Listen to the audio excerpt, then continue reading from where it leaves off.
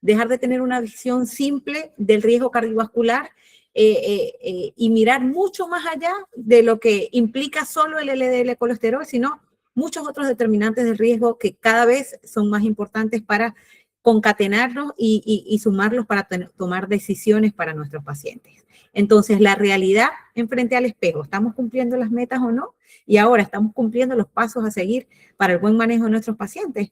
Vamos a conversar sobre eso. Ya iniciamos y ya vamos a compartir. Ok, por acá me gustó muchísimo esta imagen. Tenemos el estrado de las ganadoras, de las reinas y de los personajes, y en este caso de los elementos más importantes en este momento, en la actualidad, para determinar el riesgo cardiovascular de nuestro paciente. Tenemos las escalas de riesgo cardiovascular, bien sea europeas o americanas, que nos ayudan a determinar de manera rápida en nuestra consulta el riesgo de cada paciente. Y tenemos, por supuesto, los marcadores sanguíneos y la imagen de calcio score coronaria, importantísimo. Y todos estos elementos en determinados escenarios nos van a ayudar a tener una información sumamente importante y a decidir la terapia hipolipemiante a iniciar en nuestros pacientes. La LPA, que por supuesto debe ser medida en un momento de la vida en al menos todos nuestros pacientes. El LDL, que nunca dejará de tener protagonismo, o no por ahora. La molécula de ApoB y el calcio score coronario. Con todos estos factores vamos a seguir a través de esta noche. Tenemos que es importante el screening. El screening ya está claro para nosotros que debe ser desde niños. El screening en los niños debe realizarse y en personas debe realizarse en jóvenes desde los 19 años de edad. Para tratar de identificar el riesgo cardiovascular de los pacientes. También sabemos que debe realizarse al menos cada 5 años el perfil de lípidos y el screening de riesgo con las escalas que ya comentaremos en adelante.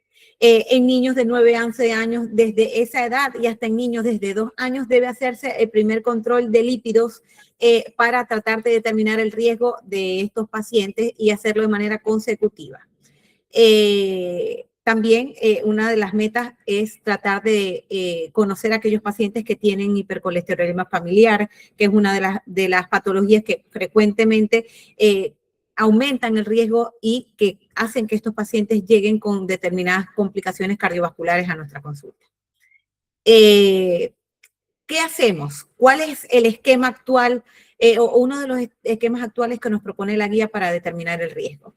Tenemos que está la estrategia CPR, que es la cual nos indica a clasificar primero a nuestro paciente a través de las escalas de riesgo, personalizar e individualizar el riesgo de cada paciente de acuerdo a sus factores, a sus riesgos, a sus potenciadores de riesgo y a sus valores de lípidos, y reevaluar este riesgo consecutivamente en el seguimiento de cada paciente. ¿Cómo lo vamos a hacer? Y bueno, tenemos que ahorita, en este momento, y muy recientemente, las guías americanas nos han propuesto una escala nueva. Tenemos, o no nueva, sino que ahorita es la que tiene muchísimos beneficios. Tenemos de las guías de los americanos la escala Score OP o Score 2, y de los europeos y los americanos nos proponen esta guía o esta ecuación, la escala Prevent. ¿En quiénes la vamos a utilizar? La vamos a utilizar en adultos de 30 a 79 años de edad sin enfermedad aterosclerótica cardiovascular clínica o sin aterosclerosis subclínica, ¿ok? Y con niveles de LDL colesterol que van entre 70 y 189 miligramos sobre decilitro. En este grupo de pacientes vamos a utilizar la escala Prevent, que nos va a rankear a nuestros pacientes en un riesgo cardiovascular menor al 3% para bajo, de limítrofe o borderline de 3 a menos al 5%, intermedio de 5 a menos de 10% y riesgo alto mayor o igual de 10%. Y en base a este valor nos vamos a acompañar de ciertos otros factores para decidir la terapia de nuestros pacientes. Aquí tenemos el cuadro de trabajo CPR que les quería traer y como acabo previamente de comentarles, tenemos el riesgo bajo, que va de 0 a 3%, riesgo borderline de 3 a menos de 5% y riesgo intermedio de 5 a menos de 10%, teniendo un riesgo alto mayor o igual de 10%. ¿Qué vamos a hacer? Luego de calcular esta escala en nuestros pacientes. Vamos a discutir las opciones terapéuticas y el riesgo cardiovascular con nuestro paciente y con él decidir la terapia a implementar, ¿ok?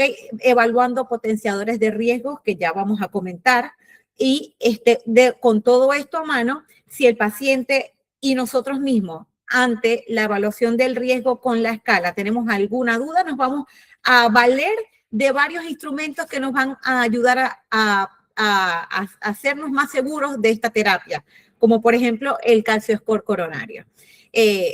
Por supuesto, en los pacientes que tienen un riesgo borderline e intermedio, en todos ellos vamos a discutir sobre estrategias del comportamiento nutricional, del ejercicio y luego con otras estrategias vamos a determinar si iniciar terapia hipolipemiante o no, a excepción de los pacientes con riesgo intermedio a borderline con potenciadores de riesgo. La escala PREVENT, ¿cómo es equivalente con las otras escalas de corte? Pues en muchísimos estudios se llegó a la determinación de que el número de pacientes en el que se indicaba tratamiento con los scores previos con riesgo de 5 a 7.5, de 7.5 a menos de 20 y mayor de 20%, eran equivalentes cuando en estos últimos estudios utilizamos la escala PREVENT. Recibían tratamiento el mismo número de pacientes bajo la equivalencia de estas escalas nuevas. Pero ¿qué nos hace escoger la escala PREVENT? ¿Qué tiene de positivo esta escala? Lo que nos dice es que bajo las escalas, las ecuaciones previas, había una sobreestimación del riesgo que podía ser de un 40 a un 50%, que no es despreciable. Y que además tenemos otras características importantísimas de esta escala, y es que incluye pacientes desde los 30 años de edad, y la mayoría de las escalas actuales incluye pacientes desde 40 años de edad hasta los 79, 75 años de edad. Entonces, esto es un punto a favor.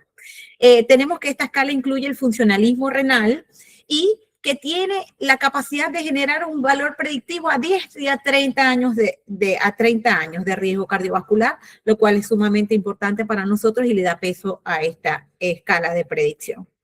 Aquí tenemos el modelo de la American Heart Association, donde pueden entrar y es como les quise traer simplemente a colación para ver qué vamos a hacer cada uno en nuestra consulta y nos toma muy poco tiempo. Realmente el fin de semana hice el ejercicio de calculárselo a todos los pacientes que pude para realmente ver qué rápido es hacerlo.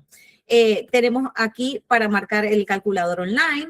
Y aquí los parámetros que nos pide la escala, el sexo, la edad, la presión arterial sistólica, el colesterol total, el HDL, la tasa de filtrado glomerular, el índice de masa corporal, diabetes y si el paciente es fumador o no. Si está recibiendo medicación hipolipemiante o antihipertensiva y luego otros valores predictores como el radioalbúmina creatinina, la hemoglobina glicada y el código inclusive para el área postal o la ubicación del paciente para determinar también desde el punto de vista poblacional o geográfico el riesgo de este paciente. Así lo hacemos. ¿Y cómo medimos las partículas aterogénicas o qué es importante acá? Es importante que lo hagamos en ayunas. ¿Es importante que lo hagamos en ayunas? No, pues la respuesta es que como bien lo sabemos desde hace mucho tiempo, no es necesario que el perfil de lípidos sea en ayunas, a menos que, a excepción de que estemos muy interesados por el valor de triglicéridos. Si los triglicéridos reportan un valor de más de 400, es importante en no ayunas, es importante que repitamos la medición en ayunas para tener un valor promedio más exacto, ¿ok?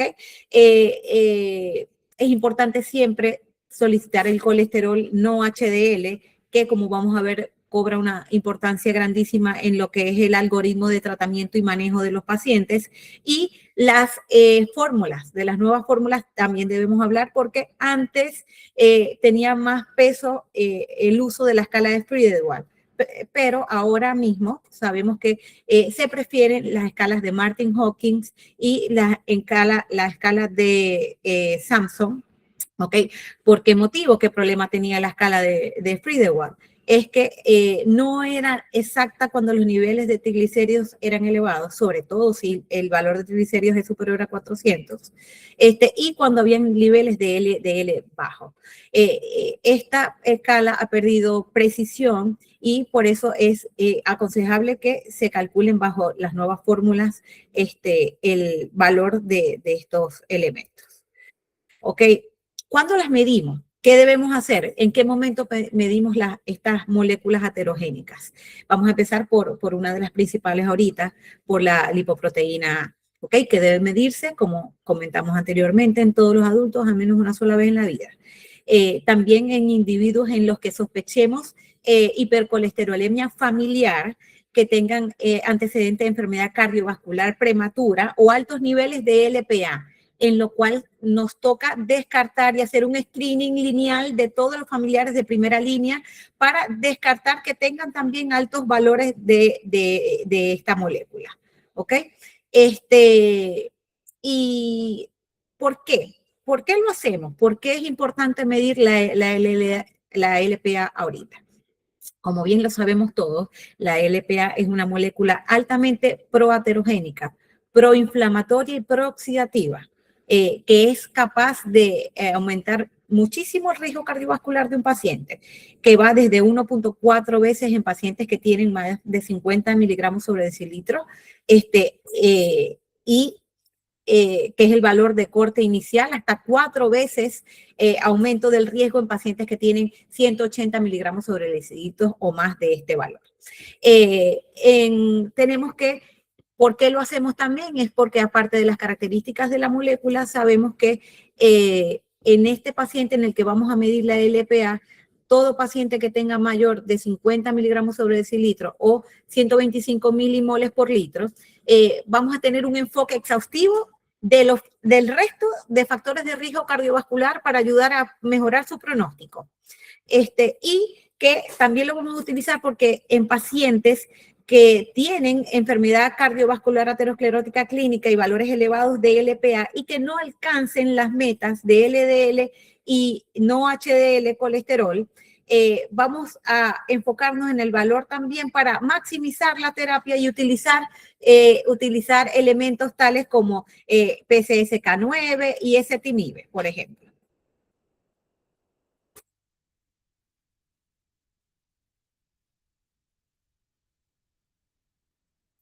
¿Qué otra molécula vamos a solicitar? Pues como ya lo había comentado previamente, vamos a solicitar la ApoB. Porque hablábamos de que no queremos una visión simplista del riesgo cardiovascular y vamos a pensar más allá del valor LDL, porque es que el mismo paciente a igual valor de LDL puede tener un riesgo cardiovascular diferente. Las moléculas de ApoB son moléculas las que nos van a ayudar a determinar de manera directa la cantidad o la densidad de moléculas heterogénicas con las que cuenta un paciente. Entonces, por este motivo la vamos a pedir. Al mismo nivel de LDL, pero a diferente nivel de LPA o a diferente nivel de ApoB, el riesgo cardiovascular de un paciente es diferente. En los pacientes en terapia hipolipemiante, en especial aquellos con riesgo cardiovascular, con enfermedad aterosclerótica clínica, síndrome cardiometabólico, diabetes mellitus tipo 2 o triglicéridos elevados, la medición de ApoB se aconseja para decidir si vamos a intensificar o no la terapia para el tratamiento de las moléculas de LDL y no HDL para alcanzar las metas de tratamiento. En adultos o en pacientes que no están recibiendo terapia hipolipemiante, la medición de ApoB junto con otras moléculas nos ayuda a decidir si vamos a iniciar la terapia también.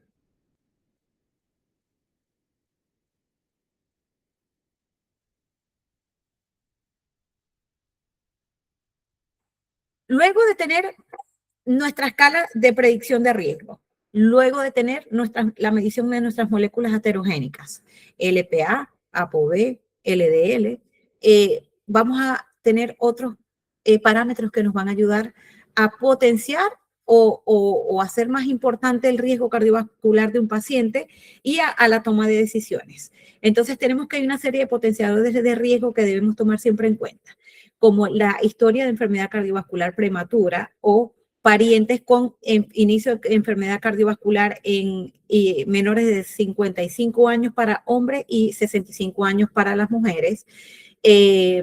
Etnicidad o antecedentes de etnicidad de alto riesgo de enfermedad poligénica, enfermedades inflamatorias crónicas, valor de LPA mayor de 50 miligramos sobre decilitro, elevación de la troponina de alta sensibilidad sostenida mayor de 2, ¿ok?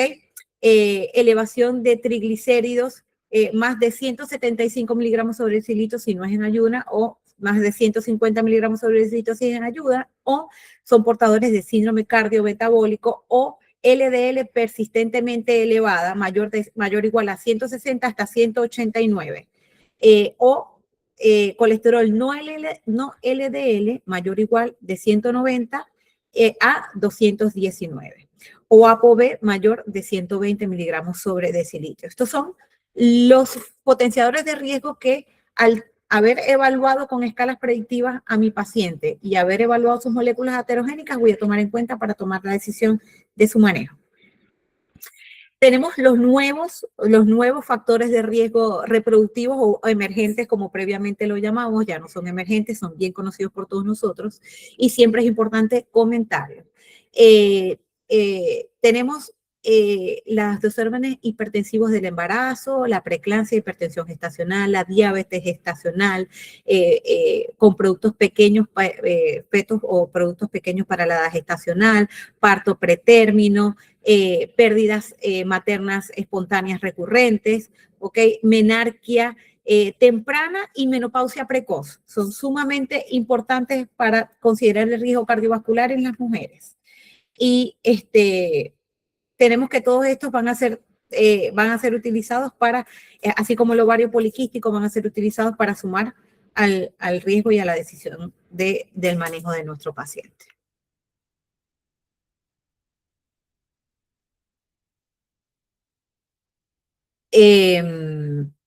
Ahora, ¿cómo vamos a manejar a nuestro paciente en prevención primaria? Aquel paciente que tiene de 30 a 79 años y no tiene enfermedad aterosclerótica clínicamente conocida. Vamos a hacerlo en estos pacientes que manejan un rasgo de LDL colesterol entre 70 y 189 miligramos sobre decilitro.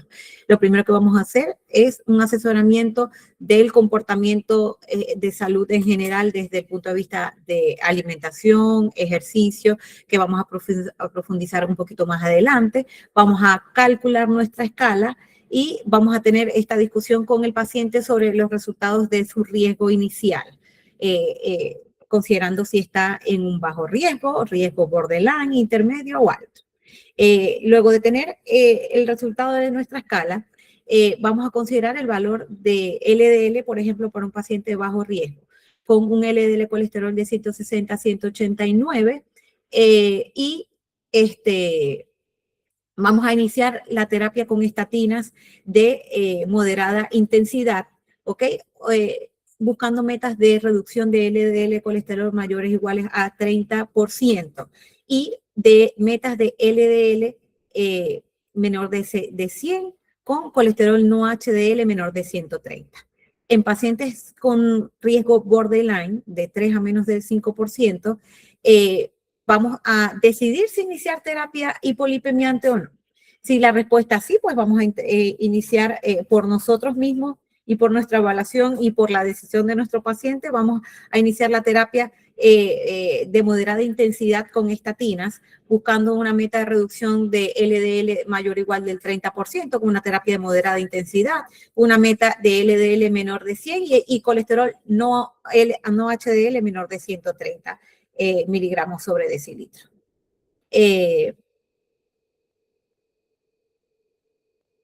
Si tenemos dudas sobre si vamos a iniciar o no la terapia, tenemos aquí un marcador muy importante que es el calcio score coronario, que en esos pacientes donde hay una certeza con el riesgo cardiovascular, vamos a tomar este valor para ayudarnos a tomar una decisión. Si el calcio score coronario es mayor de 0, vamos a iniciar la terapia con estatinas definitivamente. Y si el calcio score coronario es es menor a 0, vamos a iniciar el acompañamiento y el seguimiento y la reevaluación con el calcio score coronario, que lo vamos a repetir cada 3 a 7 años.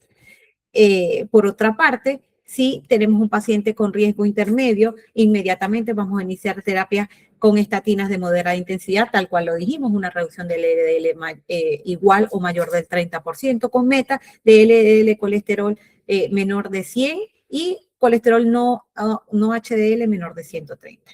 En pacientes con riesgo alto, mayor del 10% de riesgo, inmediatamente no vamos a tener discusión, vamos a iniciar terapia con estatinas de alta intensidad, buscando una reducción de LDL mayor o igual del 50% y meta de reducción de LDL colesterol menor de 70 y colesterol no HDL menor de 100.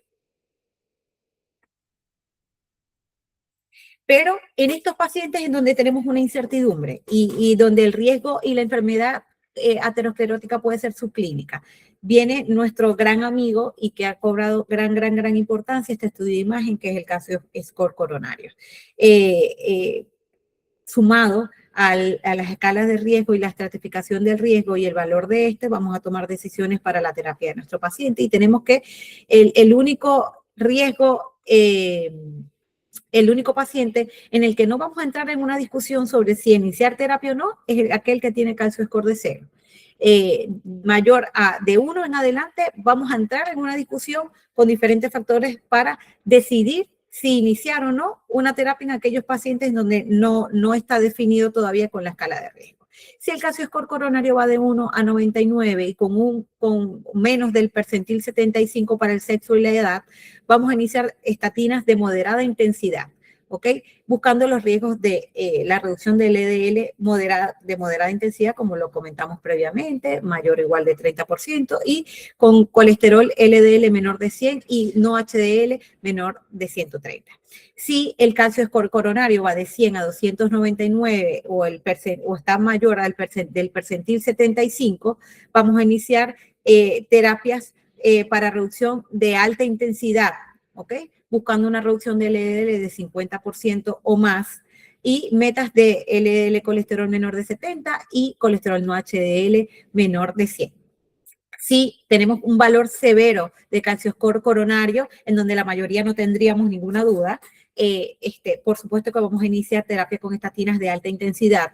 Y inclusive vamos a utilizar como complemento metas de ApoB para el manejo de este tratamiento, del manejo de este paciente, buscando metas de reducción de LDL menor de 70 miligramos sobre decilitro y colesterol no HDL menor de 100 para pacientes con enfermedad severa y menor de inclusive de 85 para pacientes con un calcio score superior a 1000, teniendo como meta opcional ApoB menor de 55.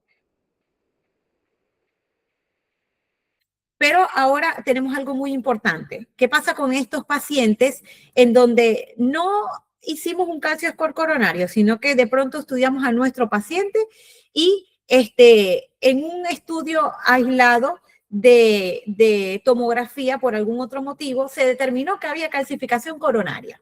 Perfecto. Esto va a ser un parámetro que vamos a utilizar para tratar a nuestro paciente. De acuerdo a si la calcificación coronaria es leve o es moderada severa. Si la calcificación coronaria es leve, en un estudio de tomografía de tórax, vamos a iniciar terapia de moderada intensidad con estatinas. Y si el calcio score y si la calcificación coronaria es moderada severa, vamos a iniciar terapia de moderada a alta intensidad con estatinas para reducir el riesgo cardiovascular de nuestro paciente, a pesar de no haber hecho de manera intencionada la búsqueda de la calcificación coronaria.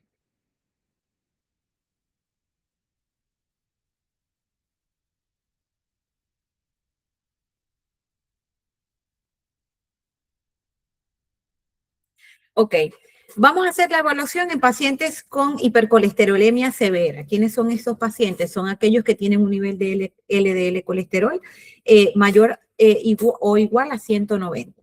¿Qué vamos a hacer con estos pacientes? Lo que primeramente vamos a hacer es descartar que no tengan que no sean portadores de un cuadro de hipercolesterolemia familiar. Es lo primero que vamos a hacer y una evaluación en cascada a todos los familiares de primera línea de este paciente. También una evaluación genética completa para determinar el riesgo genético de este paciente. Adicional a hacer su evaluación completa, ¿qué vamos a hacer luego? Vamos a iniciar terapia con estatinas a la máxima dosis tolerada. Si el paciente no tiene enfermedad cardiovascular aterosclerótica clínica, ¿ok?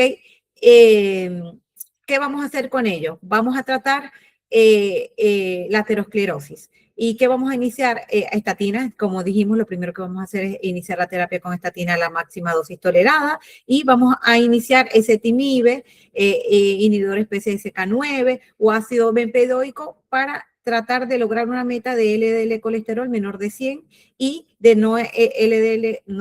colesterol no HDL menor de 130. Si a pesar de esto no logramos las metas, vamos a añadir inclisiran.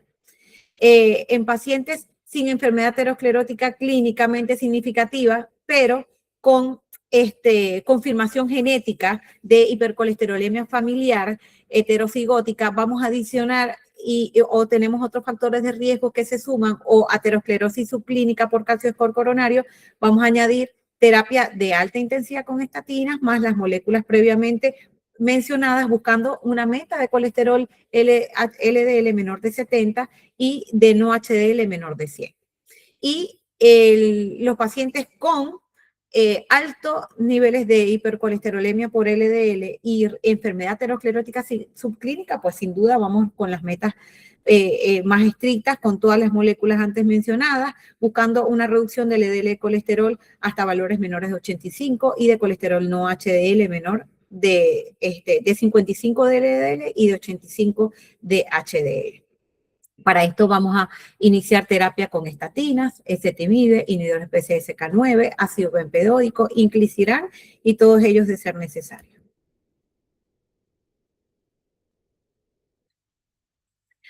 ¿Qué hacemos en los pacientes con diabetes?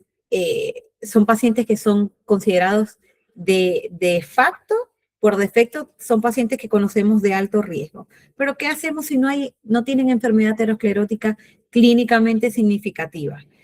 Bueno, pues vamos a agrupar a estos pacientes por rango de edad y en base a esto vamos a determinar o a tratar de decidir su terapia.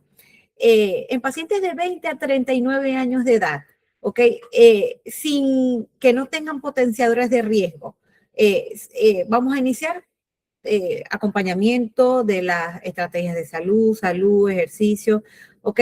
Pero en pacientes que sí tengan potenciadores de riesgo, vamos a iniciar terapia con estatinas de moderada intensidad inmediatamente.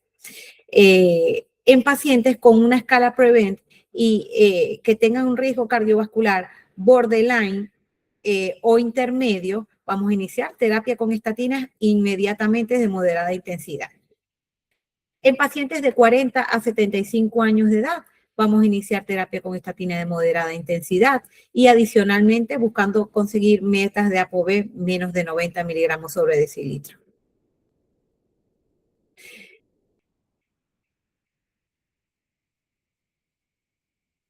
Y por acá, ¿cuáles son los potenciadores de riesgo que podríamos tomar en cuenta para aumentar la intensidad de esta terapia? Tenemos que los potenciadores de riesgo para los pacientes diabéticos, independientemente de otras condiciones relacionadas a la diabetes, son larga evolución de la diabetes, más de 10 años para los diabéticos tipo 2 o más de 20 años para diabéticos tipo 1, albuminuria de más de 30 miligramos, ¿ok? O elevación o alteración de radioalbúmina creatinina, una tasa de filtrado glomerular menor de 60, la presencia de retinopatía o enfermedad arterial periférica por un índice tobillo-brazo menor de 0.9. Esos son los valores clínicos que nos van a ayudar a apoyarnos y los potenciadores de riesgo que nos van a ayudar a determinar la decisión con los pacientes diabéticos, en donde vamos a utilizar de facto casi siempre una terapia de moderada intensidad a alta intensidad, buscando metas de LDL, como habíamos comentado, menor de 70 y inclusive colesterol no HDL menor de 100. En pacientes que no se consiga la reducción y las metas de estos valores, vamos a utilizar inclusive, podemos utilizar el ecosapento de etilo, que sí está nuevo en este algoritmo. ¿Y por qué motivo? Esto lo vamos a hacer debido a lo que nos arrojó el estudio Reduce It, ¿ok? Con ecosapento de etilo a 4 gramos al día. Logró una reducción de eventos cardiovasculares hasta un 25% del compuesto de muerte cardiovascular, ictus no fatal, muerte cardiovascular y en especial en pacientes diabéticos. Entonces, en este grupo de pacientes en los que no conseguimos la meta, otra de las metas, otros del arsenal de tratamiento que vamos a utilizar es el tratamiento con icosapento de etilo.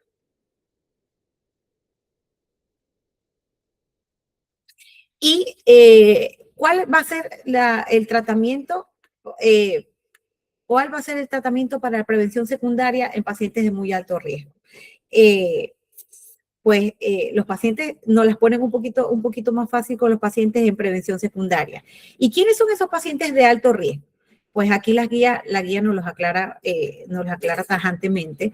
Son aquellos pacientes con 2 o más factores de riesgo o 2 parámetros mayores de eventos cardiovasculares o un parámetro mayor de evento cardiovascular más 2 condiciones de riesgo. ¿Y cuáles son los eventos mayores de enfermedad cardiovascular aterosclerótica? El síndrome coronario agudo, en los últimos 12 meses, historias de infarto diferentes a un síndrome coronario agudo reciente, no incluido en la categoría anterior, historia de ictus isquémico y enfermedad arterial periférica.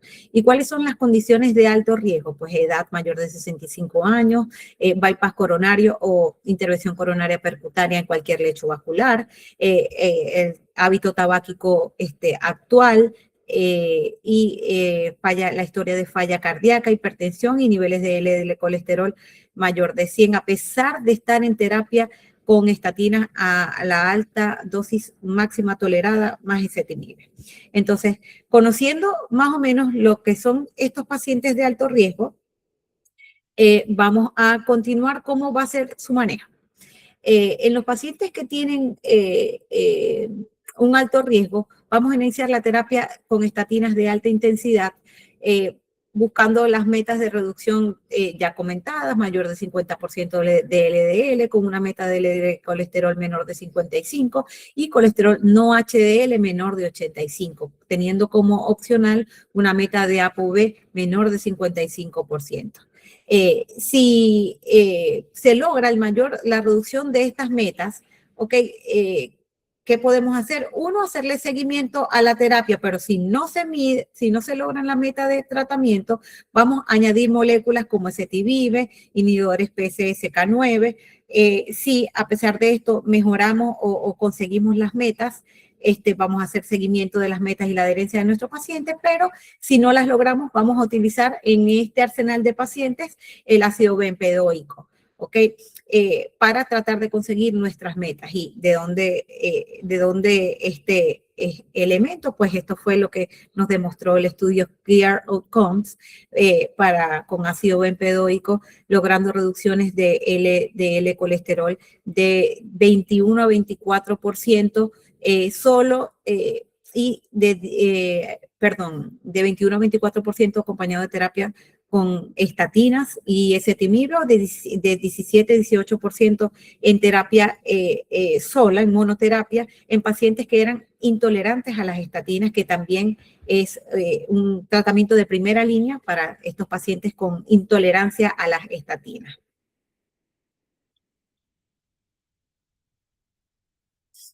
Ahora tenemos otro determinante importante y otro factor importante con lo cual nos visitan nuestros pacientes y es la hipertrigliceridemia. ¿Cómo es el manejo de estos pacientes y cuáles son los factores que vamos a considerar? Vamos a considerar la presencia o no de diabetes de edad mayor de 40 años para tener las metas de estos pacientes, pacientes diabéticos pero sin enfermedad aterosclerótica significativa clínicamente, o si el paciente tiene hipertrigliceridemia severa con niveles de triglicéridos mayor de 500, ¿ok? O muy severa, mayor de 1000. ¿Cuáles son los factores que vamos a considerar en estos pacientes? Vamos a buscar causas secundarias de hipertrigliceridemia, vamos a optimizar la dieta y el estilo de vida de este paciente, sabiendo que una de las primeras causas de la hipertrigliceridemia son los factores nutricionales, al menos aquí en Latinoamérica. Vamos a implementar terapias apropiadas para el manejo de la hipertrigliceridemia, que siguen siendo de primera línea y muy importantes para todos nosotros y que no se nos olviden las estatinas. Vamos a optimizar el control glicémico, a monitorizar la respuesta y la adherencia al tratamiento y a hacer una evaluación del riesgo-beneficio conducido de mano con nuestro paciente. ¿Okay? Si a pesar de incidir en todos estos parámetros o estos factores, tenemos persistente hipertrigliceridemia, pues este es el momento en el que la guía nos invita a referir a un paciente a un especialista en nutrición para mejorar los valores de triglicéridos y pensar en terapias específicas para la hipertrigliceridemia, que en estos casos y con la mayoría de las que contamos son terapias que buscan reducir más que el riesgo cardiovascular, el riesgo de pancreatitis cuando, por ejemplo, los niveles de hipertrigliceridemia superan los 1000 miligramos sobre decilitro. ¿Ok?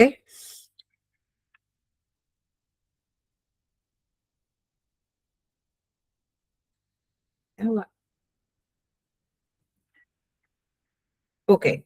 Tenemos por aquí las causas primarias de la hipertrigliceridemia y tenemos que lo primero son las medidas nutricionales o el sedentarismo, la dieta alta en azúcares, en grasas saturadas, en carbohidratos o en azúcares refinadas. ¿Ok? Tenemos algunos medicamentos y tenemos enfermedades, el manejo de enfermedades, las enfermedades inflamatorias, la sepsis, la enfermedad de Cushing, la diabetes pobremente controlada, ¿no? Estos son algunos de los factores relacionados con la hipertrigliceridemia. Tenemos desórdenes del metabolismo como el sobrepeso o la obesidad, que son otros de los factores frecuentemente relacionados con esto, y factores psicológicos. Entonces, si sabemos que la causa principal de la hipertrigliceridemia es el componente nutricional, ¿qué vamos a hacer? ¿Cuál va a ser el manejo nutricional o en qué se va a enfocar el manejo de estos pacientes? Vamos a hacer una dieta o el manejo nutricional se va a basar en la reducción de azúcares añadidas a la dieta de los pacientes y de las grasas totales. Asimismo, la disminución del consumo de alcohol, el aumento de la actividad física que es capaz de reducir hasta en un 50% el riesgo relativo de complicaciones cardiovasculares por la actividad física realizada y la pérdida de peso. Las recomendaciones de la actividad física tal cual es como las conocemos para el resto de la enfermedad cardiovascular. 150 más de 150 minutos de ejercicio aeróbico a la semana o de 75 minutos de actividad física vigorosa que logran reducir de manera efectiva los niveles de estas mediciones y la pérdida de peso. Como les acabo de comentar, cuando vamos a referir a estos pacientes con hipertrigliceridemia a manejo nutricional, lo vamos a enviar con el nutricionista cuando los triglicéridos en ayunas sean mayores a 1000, ¿ok? Para llevar una terapia o un plan individualizado nutricional para disminuir el riesgo de pancreatitis. Y en individuos con un valor de triglicéridos en ayunas mayor o igual de 150 a 999, ¿ok? Pero en contexto de enfermedad cardiorrenometabólica, también vamos a referir a este paciente para mejorar sus valores de lipoproteínas y reducir el riesgo así de pancreatitis. ¿Qué hacemos con los pacientes con hipertrigliceridemia, pero que no tienen enfermedad cardiovascular aterosclerótica clínica o diabetes? Entonces, el manejo de estos pacientes se va a centrar en identificar causas secundarias de hipertrigliceridemia y optimizar los factores nutricionales para este paciente, tales como los acabamos de comentar, y la reducción de peso, la actividad física. Pero si a pesar de esto hay hipertrigliceridemia persistente mayor o igual a 150 a 499,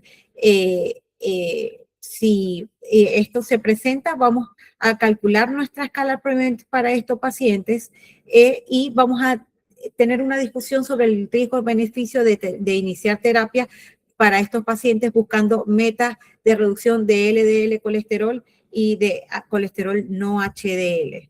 ¿Ok? ¿Qué hacemos con las poblaciones especiales? Tenemos en estos pacientes jóvenes que son mayores de 18 a 39 años de edad. En los pacientes con escala de riesgo, con escala de riesgo, con escala de riesgo borderline o intermedia, en donde tenemos un paciente que va de 18 a 39 años, lo que vamos a hacer es actividad dietética, mejorar la dieta, actividad física y acompañamiento y reevaluación de este paciente para determinar su riesgo y decidir si es conveniente o no utilizar la terapia hipolipemiante en este grupo de pacientes. Ahora, ¿pero qué hacemos? ¿Qué cosa es importante comentar ahorita? Entre todos los factores ya previamente mencionados, pues una de las últimas metas de tratamiento importante es el manejo de la terapia hipolipemiante en pacientes de edad avanzada con una poca expectativa de vida. Aquellos pacientes que tienen una expectativa de vida menor de 1 año son pacientes en donde ya no se benefician muy probablemente de la terapia hipolipemiante con estatina y los otros medicamentos del arsenal. Pero si tenemos un paciente con una expectativa de vida de mayor de 75 años, con una expectativa de vida al menos de 2.5 años, vamos a manejarlo como un paciente de riesgo cardiovascular basal, como un paciente joven. ¿Qué vamos a hacer con estas pacientes que están en espera o buscando el embarazo, están planeando embarazo, están embarazadas o la lactancia? O están en lactancia. Pues lo que sabemos es que la mayoría de las moléculas hipolipemiantes no son beneficiosas durante el embarazo, aunque los estudios recientes cada vez demuestran que al parecer no son tan teratogénicas como se pensaba. Sin embargo, debemos evitar el uso de las terapias con estatinas en mujeres que estén planeando embarazo 1 o 2 meses antes de iniciar la búsqueda de este embarazo, ¿ok? Y que en pacientes que están lactando es razonable que no utilicemos este tipo de moléculas. La única molécula que en algunos estudios han sido seguras son los medicamentos encargados de secuestrar de las sales biliares para reducir el valor de los de lípidos. Durante el embarazo vamos a ver que la mayoría de las terapias deben ser evitadas, ¿ok? Porque no se conoce el potencial teratogénico de estos, ¿ok?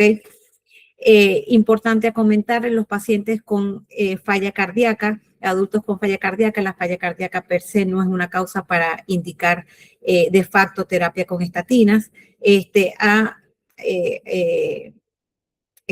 sin evaluar primero el riesgo cardiovascular de estos pacientes. Y los pacientes con enfermedad renal crónica, ¿qué hacemos con ellos? Pues los pacientes con enfermedad renal crónica en estadio 3 o más son pacientes como los diabéticos, son pacientes considerados con un alto riesgo cardiovascular y de entrada la mayoría de ellos van a ameritar terapia con estatinas y terapias de moderada a alta intensidad.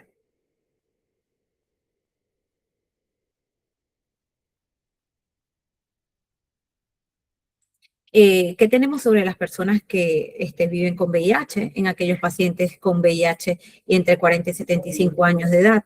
En terapia antirretroviral, la terapia con estatinas está recomendada para reducir el riesgo de primer evento de enfermedad cardiovascular clínica, ¿ok? Y la progresión de la aterosclerosis coronaria. Entonces, en estos pacientes con una recomendación clase 1, vamos a indicar terapias con estatinas.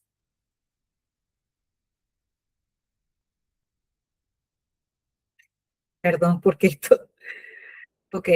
Eh, Básicamente tenemos las características de las terapias ya muy bien conocidos por nosotros. Simplemente quise traerles este cuadro que me interesa conocer o recordar, pues, las contraindicaciones o consideraciones de la terapia de determinados medicamentos, eh, en especial de la terapia con fibratos, ¿ok?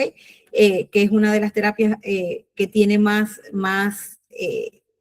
menos uso actual y más contraindicación o advertencia y que debemos evitar su uso frecuente concomitantemente con estatinas para reducir el riesgo de miopatía potencial por la interacción de los medicamentos en este grupo de pacientes.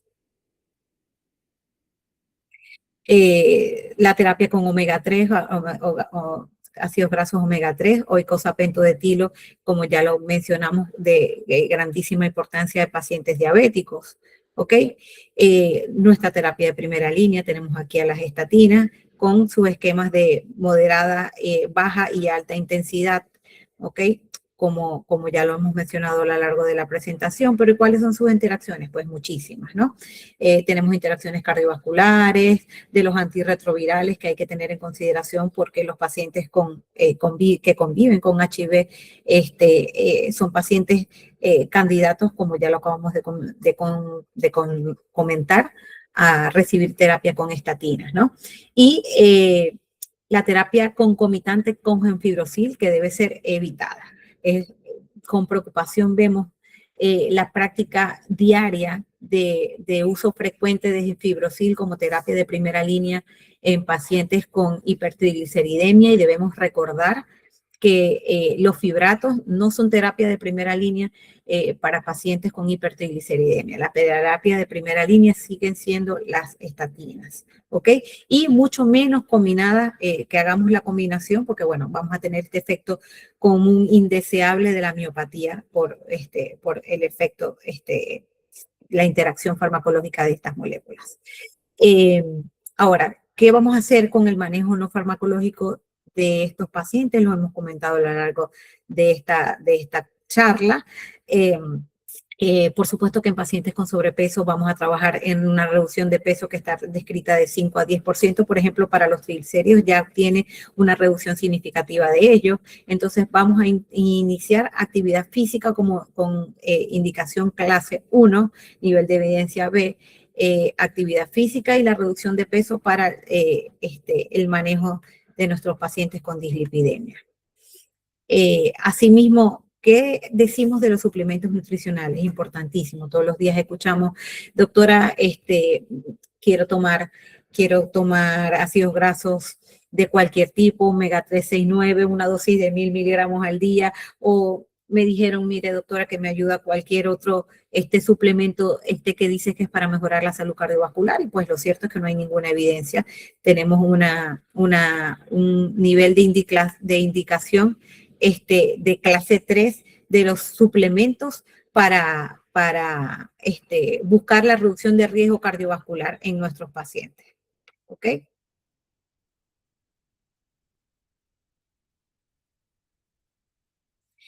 Por último, tenemos mensajes para llevar a la casa.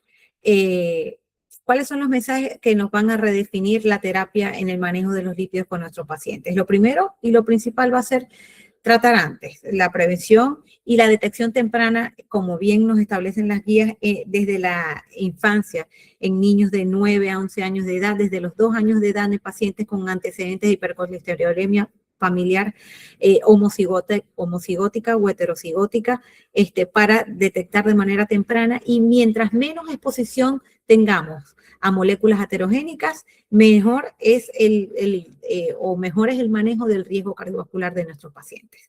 Tenemos que no olvidemos utilizar el modelo el modelo CPR, que es calcular el riesgo cardiovascular de nuestro paciente mediante las escalas que nos gusten, en este caso la PREVENT, pero tenemos la SCORE, también SCORE 2 que podemos utilizar. Vamos a personalizar el riesgo de nuestros pacientes y esto es con la utilización de las moléculas que ya previamente comentamos, heterogénicas. Vamos a medir la ApoB, vamos a medir la LPA, vamos a reclasificar si tenemos dudas con nuestros pacientes con el uso del calcio score coronario y así determinar el riesgo cardiovascular de nuestro paciente, que si en determinado momento no nos parece definitorio para el manejo, vamos a reevaluar este paciente, ¿ok? No olvidemos el rol de la ApoB, que es una molécula que nos habla de la densidad heterogénica y de las moléculas de los lípidos de nuestros pacientes y es útil para intensificar la terapia una vez alcanzada las metas de tratamiento de LDL y colesterol no HDL de nuestros pacientes. El score de calcio tiene una amplia importancia en los pacientes en donde tenemos una incertidumbre terapéutica después de haber calculado el riesgo cardiovascular, después de haber tomado en consideración los potenciadores de riesgo. Vamos a utilizar el calcio score coronario y así definir la terapia a utilizar con nuestro paciente. La prevención secundaria, que no se nos olvide que las metas son claras y estrictas. Meta de colesterol LDL menor de 55 para pacientes de muy alto riesgo y colesterol no HDL menor de 85. La ecuación PREVENT es la que vamos a utilizar actualmente porque tiene muchísimos beneficios, porque utiliza el funcionalismo renal, porque la usamos desde pacientes de más temprana edad y porque nos genera una predicción a 10 y a 30 años de riesgo cardiovascular. Vamos al regreso de las metas absolutas de LDL, colesterol no HDL y en muchos casos, como lo vimos, de ApoB. La lipoproteína A sabemos que la vamos a medir al menos una sola vez en la vida y que sabemos que valores superiores a 50 miligramos sobre decilitro o mayores o iguales de 125 milimoles por litro van a aumentar desde 1.4 veces el riesgo cardiovascular y de allí muchísimo más. Vamos a la prevención primaria. Va a ser el tratamiento directo para pacientes en diabetes y enfermedad renal, independientemente del valor de LDL colesterol, que esto no se nos olvide. Pacientes con diabetes y enfermedad renal de estadio 3 en adelante, sí o sí, vamos a llevar manejo hipolipemiante para estos pacientes. Y en la hipertrigliceridemia, las estatinas son el tratamiento de primera línea, con intervenciones dietéticas estrictas para aquellos pacientes con triglicéridos muy altos, en todo caso para disminuir el riesgo de pancreatitis. Y bueno, muchísimas gracias y espero sus preguntas.